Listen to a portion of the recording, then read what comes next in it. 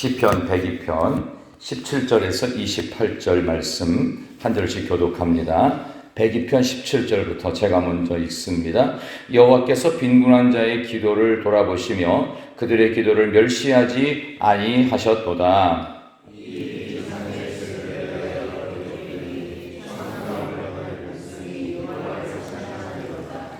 여호와께서 그의 높은 성소에서 굽어보시며 하늘에서 땅을 살펴보셨으니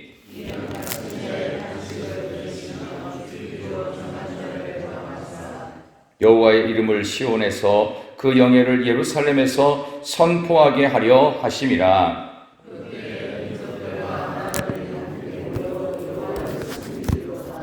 그가 내 힘을 중도에 쇠약하게 하시며 내 날을 짧게 하셨도다.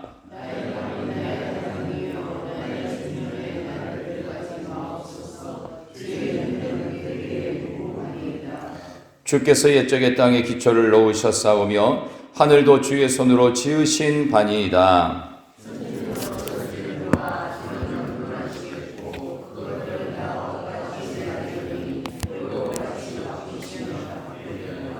주는 한결같으시고 주의 연대는 무궁하리이다. 항상 안전히 거주하고 그의 우선은 주 앞에서 굳게 서리이다 하였도다. 아멘. 잘 읽으셨어요. 우리 옆에 계신 분 한번 인사하도록 하겠습니다. 잘 나오셨습니다. 한 주간도 승리합시다. 잘 나오셨습니다. 한 주간도 승리합시다. 이번 한 주간도 우리 하나님께서 여러분과 동행하시고 여러분의 삶 가운데 친히 간섭하사 은혜 주시고 승리 주실 줄로 믿습니다. 오늘 주신 102편 말씀을 가지고 고난 중에 승리하는 비결, 고난 중에 승리하는 비결이라는 제목으로 말씀 전하겠습니다. 시편 102편은 여러분 표제라고 해서 이제 앞에 그 1절 앞에 고난당한 자가 마음이 상하여 그의 근심을 여호와 앞에 토로하는 기도. 이 제목도 길어요. 고난, 마음이 상함, 근심이 있을 때 하나님께 토해내듯 기도하라. 이제 그런 기도의 내용인데 이 전체적인 부분 중에서 이제 102편은 구조가 중요합니다. 구조가. 그러니까 예를 들어서 어떤 건물에 들어가게 되면 이제 거기 이제 이렇게 무슨 1층에는 뭐가 있고 2층에는 이렇게 안내문 같은 게 있잖아요. 그렇죠? 팻말 같은 거. 이게 굉장히 중요하잖아요. 처음 가는 건물 같은 경우에는 사무실이 어딘지, 화장실이 어딘지, 혹시 식당은 어디가 있는지, 몇 층에 가면은 뭐가 있는지, 내가 원하는 거 뭘 사려고 하는데 그거는 어디에 있는지를 안내해 가는 게 있어요. 그거 모르고 가면은 보통 뭐 백화점 매장 가면은 뭐 4층은 무슨 코너, 5층은 무슨 코너, 뭐 여성복은 2층, 1층은 자파 코너 뭐 이런 것처럼 이 구조가 굉장히 중요한 책이에요. 102편 같은 경우는 구조가 나라고 하는 나로부터 나의 근심, 걱정, 고통 뭐 이런 것들로부터 나라고 하는 17개의 단어하고 하나님이라고 하는 여호와라고 하는 17개의 단어가 이렇게 딱 매치가 되어 있고 그 다음에 또 다시 나라고 하는 단어로 반복됩니다. 그래서 102편은 구조가 굉장히 중요한 책이다. 그래서 오늘 본문에 나오는 이 뒤쪽 부분, 오늘 우리가 읽었던 이 17절부터 나오는 부분은 이제 여호와 하나님이 굉장히 중요하게 부각이 되고 그 다음에 오늘 설교의 제목을 제가 고난 중에 승리하는 비결이라고 말씀을 드렸는데 고난 중에 승리할 수 있는 비결은 그 어떤 것도 안 되고 나라고 하는 늪에서 빠져나올 수가 없으니 나 아닌 또 다른 강력하고 절대적인 존재이신 하나님의 힘을 의지해라. 그래서 17번의 여호와, 17번의 나라고 하는 단어가 매치가 되어 있는데 그 첫 번째 단락이 오늘 17절에서부터 22절까지예요. 여기도 여호와 하나님에 대해서 나오고 구조가 중요하다고 그랬죠. 23절부터 28절까지는 다시 내가 등장해요. 그러니까 나라고 하는 늪 17번, 여호와라고 하는 절대자 17번, 그 다음에 다시 나. 근데 나라는 말은 어떤 주 안에 있는 나. 나라고 하는 늪에서 아무도 건져주지 못했지만 여호와 하나님께서 등장하셔서 나를 건지셨기 때문에 나는 이제 다시 나인데 어떤 나? 주 안에 있는 나. 여호와의 손에 붙잡힌 나. 이런 식으로 시의 구조가 세 개로 크게 묶여져 있어요. 나라고 하는 듯 여호와 하나님의 강권적인 역사, 다시 주 안에 있는 나. 이렇게 해서 102편은 크게 세 단락으로 구분을 할 수가 있겠습니다. 이제 오늘 이 본문에 나오는 이 내용을 보면 고난 중에 승리할 수 있는 비결은 무조건이에요. 우리의 기도를 들어주시는 여호와가 계신다. 이제 그 얘기가 17절에서부터 22절인데 우리 한 번만 더, 길지 않으니까 한번 같이 읽어봅시다. 17절부터 22절, 우리의 기도를 들어주시는 여호와 하나님. 17절부터 시작.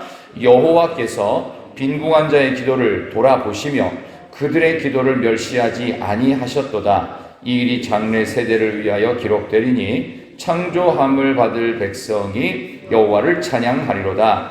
여호와께서 그의 높은 성소에서 굽어보시며 하늘에서 땅을 살펴보셨으니 이는 갇힌 자의 탄식을 들으시며 죽이기로 정한 자를 해방하사 여호와의 이름을 시온에서 그 영예를 예루살렘에서 선포하게 하려 하심이라. 그때의 민족들과 나라들이 함께 모여 여호와를 섬기리로다. 아멘. 여호와라는 말이 반복해서 나오죠.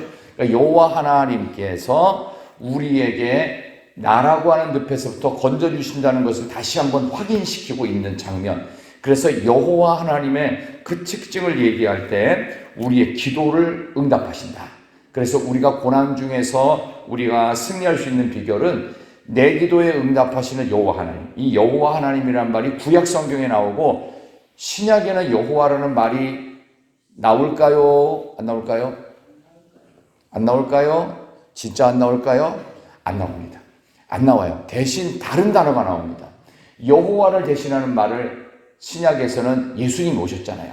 우리를 하나님께서 뭐라고 하나님을 부르라고 그러죠? 자녀를 하나님을 아바 아버지. 그래서 아버지라는 말로 바뀝니다. 그래서 아버지라는 말도 여호와라는 말도 하나님의 약속의 관계에 근거했다고 그랬죠. 어제 말씀드렸죠. 이 관계성, 약속. 하나님이 하신 그 약속대로 나를 여호와께서 늪에서 건지신다 약속하신 하나님과 내가 자녀와 아버지 관계잖아요. 그런 개념에서 여호와라는 단어는 신약에서 아버지로 바뀝니다. 이거를 이제 대표할 수 있는 어떠한 신뢰를 하나 좀 드린다면 이런 겁니다. 어쨌든 이 여호와 하나님, 아버지 하나님께서 우리의 기도를 들어주시는데 우리 옛날 어르신들 기도하실 때 보면은 이제 제가 가끔씩 그런 걸 보면서 저분은 기도를 안 하는 것 같은데 가끔씩 아버지 근데 가만히 있다가 갑자기 아버지 이렇게 아버지밖에 안 해요. 근데 계속 앉아 있어요. 계속 앉아 있어. 도대체 기도를 하는 건지 졸다 깨는 건지 알 수가 없어요. 그냥 자는 것 같진 않은데 아버지 가다 아버지 계속 아버지를 해요. 그 아버지가 돌아가셨나 왜 자꾸 아버지를 그렇게 부르나 싶은데 기도를 굉장히 열심히 하고 잘하는 권사님이라는 거예요. 근데 이분의 기도는 굉장히 간결하면서도 굉장히 깊이 있는 기도. 그래서 교회 전체를 위해 기도하고 특별히 목사님 기도하고 어려운 환우들을 또 가난한 자들을 위해 기도하는데 이 아버지라는 단어를 많이 쓰지도 않아요. 한 100번 정도 쓰면 그 기도 끝난대요. 주변의 성도들이 그래요. 근데 그 아버지라는 말을 들어보세요.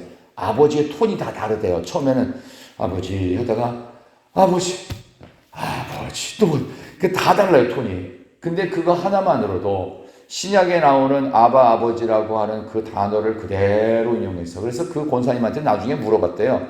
아니 왜 기도할 때 아버지밖에 안 찾냐고 왜 다른 기도 안 하시냐니까 저는 제가 섬겼던 돌아가신 목사님한테 배우기를 아바 아버지라고 부르는 게 제일 중요하다.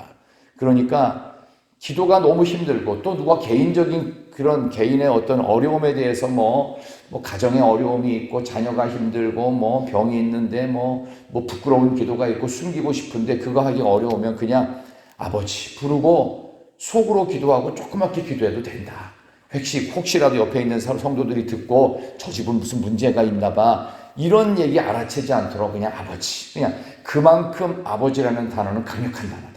여러분들이 예를 들어서 아버지가 살아계신데 아버지는 굉장히 큰 산 같은 분이시잖아요. 그래서 아무리 아버지가 혼내도 그냥 아버지는 아버지예요. 아무리 아버지가 싫어도 아버지는 아버지입니다.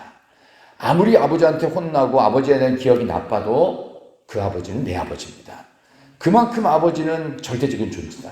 그래서 아버지라고 하는 존재는 내가 자녀라고 하는 약속에 근거하여 관계성이 영원합니다.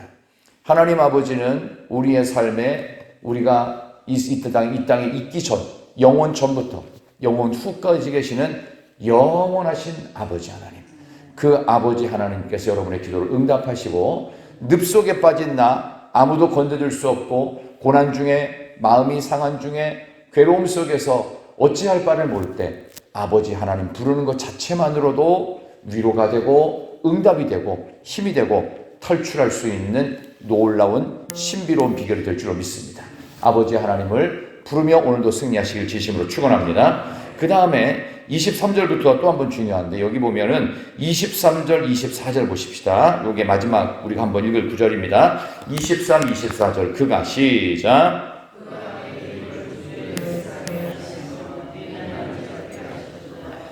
나의 말이 나의 하나님이여 나의 중년에 나를 데려가지 마옵소서. 주의 연대는 대대에 무궁하니이다. 아멘. 이제 내가 나오죠. 내가, 내 힘을 뭐 이렇게 나오죠. 내 나를. 근데 이 나라고 하는 단어는 이제 나밖에 없는 나가 아니라 주 안에 있는 나예요. 나라고 하는 단어 17번을 경험했습니다. 늪이었어요. 못 빠져나와요. 근데 여호와가 17번 또 나왔어요. 그래서 이제는 주님의 손에 붙잡히고 주님께서 나하고 하나님과 자녀 관계, 자녀와 부모 관계 같이 묶였기 때문에 이제는 주 안에 있는 나예요.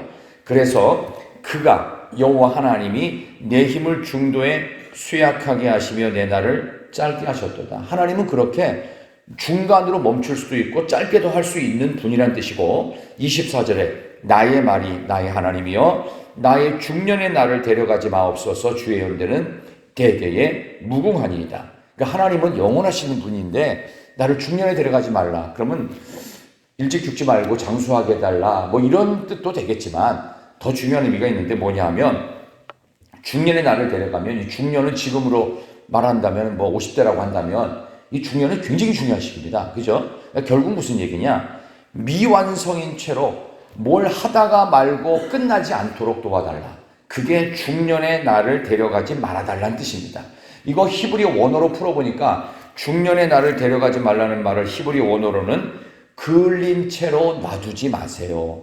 그을린 채라는 건 말은 뭐냐 하면, 나무를 숯을 만들 때 이 숯을 만드는 나무는 완전히 태워버려야 됩니다.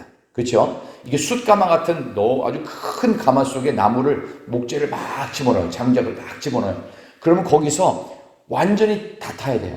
근데 완전히 다 타더라도 그 안에는요 미세하게 안 탄 부분이 있어요. 겉은 숯덩이가 완전히 새까맣게 타버립니다. 근데 그 안에 안 타고 남은 심지 같은 게 있대. 그게 마지막으로 힘을 내가지고 여러분이 좋아하는 숯불구이 같은 거 할 때 그 안에 목재가 없는 게 아니라 미세한 목재가 심지처럼 있어서 그 안에 그걸 태운다는 거예요.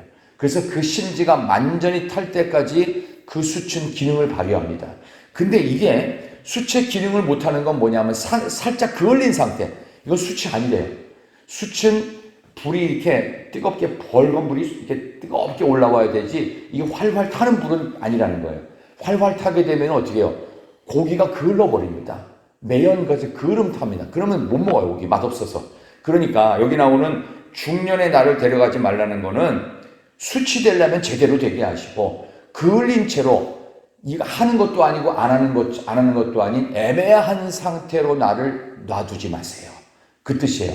그러니까 하나님 앞에서 바로 서든지 아니면은 아예 시작을 말든지, 근데 시작하지 않을 수는 없으니까 하나님께서 제대로 끝까지 책임져 주세요. 그을린 채로 놔두지 마세요. 중년의 나를 데려가셔서 하는 것도 안 하고 안 하는 것도 안 하는 그런 상태로 놔두지 않게 하시고, 완주하게 하시고 완성하게 하시고 마무리하게 하시고 끝도 볼 수 있도록 우리 하나님께서 우리를 끝까지 책임져 주시는 은혜. 그래서 여기 나오는 다시 등장하는 나는 하나님 안에서 연약한 나를 고백하고 있어요. 그래서 25절에도 보면은 옛적에 주께서 땅에 기초를 놓으셨고 하늘도 주의 손으로 지으신 바고 천지는 없어지겠지만 26절에 주는 영존하시겠고 그것들은 옷같이 날겠지만 의복같이 바꾸시면 바뀐다. 그러면서 주님의 강력하고 영원한 능력, 그러나 나는 거기서 참 부족하다. 근데 나는 부족하고 너무 약하지만 이 영원하신 하나님의 손에 나는 붙잡혀 있는 거예요. 그래서 이거를 뭐라고 하냐면은 약해지는 것도 은혜다. 약해지는 은혜. 그래서 하나님 앞에 올 때는 어린아이의 심정으로, 근데 어린아이라고 하니까 징징거리면 된다고 생각해요. 징징거리고 불평불만만 하면 된다는 게 아니라 하나님 앞에 나갈 때는 징징대세요. 불평불만. 근데 기도가 끝나면요, 나이스한 모습으로 가는 거예요. 사람한테 징징거려봤자 아무 소용이 없어요. 하나님 앞에 와서 징징징거리고 2시간을 기도하든 뭐 30분을 기도하든 오래 기도하면서 나의 불평과 원망과 내 안에 있는 이 독한 것들을, 독소들을 하나님께 다 내던지는 거예요. 십자가 앞에 다 내던져. 그리고 나서 내 안에 아무것도 없게 만들어야 돼요. 그리고 기도가 끝나면은 나이스한 모습으로, 이제 이 내 기도거리 아니야, 내 짐 아니야, 하나님이 알아서 하실 거야. 왜? 하나님은 여호와 하나님, 나에게 약속하신 것을 반드시 응답하시는 아버지 하나님이 되신다. 이제 아버지께서 어떻게 알아서 할 거예요. 여러분이 어려운 게 있어요. 근데 믿을 사람은 아버지밖에 없어요. 그냥 아버지 찾아가요. 아버지, 제가 이번에 이렇게 어려운 일이 있는데 도와주세요. 근데 아버지가 나한테 그런 얘기 하지 마, 쫓아내는 아버지도 있겠지만, 아버지는 그래, 알겠다 라고 하면 그 알겠다는 말에 모든 게 다 들어가는 겁니다. 아무리 어려워도 부모는 자식이 힘들다고 하면 내가 힘들어도 어떻게 해요? 어떤 수를 써서라도 그거 만들어 줍니다. 그게 부모인데, 하물며 하나님 아버지겠어요? 하나님 아버지께 이렇게 징징대듯이 막 기도할 때는 뭐든지 얘기하세요. 이제 기도할 때는 가만히 계시다가 사람들 앞에 막 떠벌리는 분이 있어요. 이게 잘못하면 거꾸로예요. 거꾸로. 이 순서가 달라서 하나님께는 막 징징대고 온갖 것들, 불평, 원망 하나님께 다 내어놓으시고 그 다음에 털어야 돼요.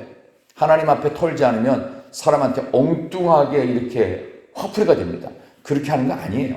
하나님께 다 털어놓으시면 내가 약해지는 거예요. 약해지는 나도 은혜이기 때문에 그 다음에 어떻게 해요? 하나님께서 더욱 강력하게 응답하십니다. 그래서 하나님을 의지하여 오늘 설교의 제목 그대로 고난 중에 승리할 수 있는 비결은 전능하시는 하나님, 영존하신 하나님, 우리를 중년에 데려가지 않고 그을린 상태로 있다가 그냥 미완성으로 끝내버리시는 하나님 아니라 완성하시는 하나님, 기도 응답도 하나님이 완성하시는 거예요. 내가 노력할 수 있는 것은 시작이겠지만 그 다음에 결국 기도의 자리에 나와서 하나님께서 알겠다. 우리의 모든 기도를 하나님은, 여러분 이렇게 생각하시면 돼요. 하나님이 내 기도를 전부 다 듣고 계실까요? 안 듣고 계실까요? 듣고 계십니다. 내 기도를 안 듣는다라고 생각하시면 안 돼요. 다 들어요. 근데 들어주시는 게 아니라 들어두시는 거예요. 응답을 바로 그때 안 하세요. 왜? 바로 응답하면은 안 될 것 같으니까 하나님께서 결정하시는 거예요. 응답의 내용도, 응답의 시기도, 응답의 방법도, 응답의 어떤 규모도 하나님께서 나의 필요만큼 채우시더라. 그래서 아무리 노력해도 안 되면 안 돼요. 제가 아주 유치한 얘기긴 하지만 제가 부목사 시절에 간절히 바라고 원하고 기도하고 염원하고 하나님께 매달려 기도한 게 있었어요. 그게 뭔지 아세요? 부목사 시절에. 저는 부목사를 한 10년 정도 했기 때문에 부교육자 생활을 좀 오래 했거든요. 근데 부목사님들이 되니까 부러운 사람이 하나 있었어요. 옛날에 이제 부목사님들이 많고 하면 이제 선임 부목사님 같은 경우는 따로 방을 하나 줬습니다. 나도 부목사 시절에 방 하나 갖고 싶다. 그런 생각을 칸막이 말고 나도 방 좀 거기서 이제 공부도 하고 책도 쌓아놓고 그러니까 그런 마음이 있었는데 부목사 시절에 방이 생겼을까요? 안 생겼을까요? 안 생겼어. 끝까지 안 주셔서 끝까지. 그래서 조금 서운하기는 한데 담임 목사 되니까 어차피 혼자 있는 시간이 너무 많아. 그것도 외롭더라고요 또. 그래서 이게 다 이유가 있는 것이구나. 안 주시는 것도 이유가 있어요. 바로 주시는 것도 이유가 있고 또 응답이 끝까지 안 되는 것도 하나님의 뜻이 다 있어요. 거기에 대해서 우리가 불평할 거 없고 그거 불평하는 시간에 행복과 감사를 선택하십시오. 하나님이 이미 주신 것, 이미 내게 허락해 주신 것들에 대해서 감사하고 그것을 기뻐하고 행복을 찾는 일들이 우리에게 필요할 줄로 믿습니다. 오늘 우리가 이 말씀 기억하면서 약해지는 우리의 모습을 하나님은 더욱 하나님 의지하라고 말씀하시고 우리를 중년에 그을린 채로 미완성으로 내버려 두지 않으시고 반드시 완성하실 하나님, 우리를 고난 중에 하나님 더욱 붙들어서 하나님 아버지의 관계성을 잘 기억하면서 여러분이 기도 오래 하시려면은 혼자 있을 때는 이런저런 내용들을 다 하시지만 또 여럿이 기도할 때 혹시라도 또 기도하기가 좀 부담되신다고 하면은 아버지를 찾으세요. 그러나 졸면 안 됩니다.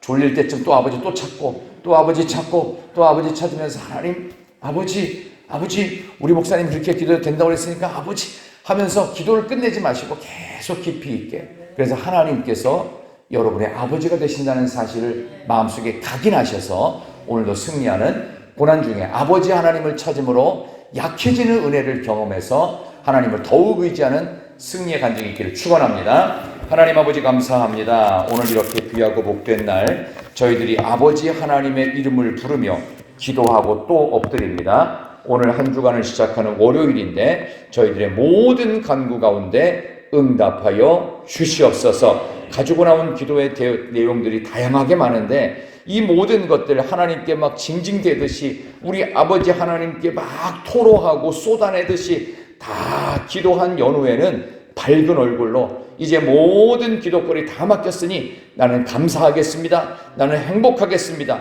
나는 주님 안에 기뻐하겠습니다. 주님이 내게 승리 주실 줄로 믿습니다. 지금 내게 맡겨주신 일을 최선을 다하겠습니다. 충성해 가겠습니다. 건강케 하시옵소서. 그렇게 기도하며 승리하는 간증이 있는 복된 한 날 되게 하여 주시옵소서. 몽골 선교를 준비하는 우리 청년들과 장년들 기억해 주시고 하나님이 은혜 가운데 준비되게 하여 주시옵소서. 또 우리 원로 목사님 내일부터 네팔 선교를 떠나시는데 가고 오는 모든 일정 함께 하시고 그곳에서 강의하고 그곳에서 부흥회를 인도하는 모든 과정 가운데 은혜가 넘쳐나게 하여 주시옵소서. 영혼 구원의 위대한 역사가 이루어지는 놀라운 간증, 하나님의 강권적인 역사가 네팔 땅에도 임재하게 하여 주옵소서. 돌아오는 모든 길까지도 책임져 주시옵소서. 모든 간구에 응답하시고 우리 교회를 말세의 지말에 전 세계 선교에 위대하게 사용하실 줄로 믿사오며 예수님의 이름으로 기도드리옵나이다. 아멘. 하늘에 계신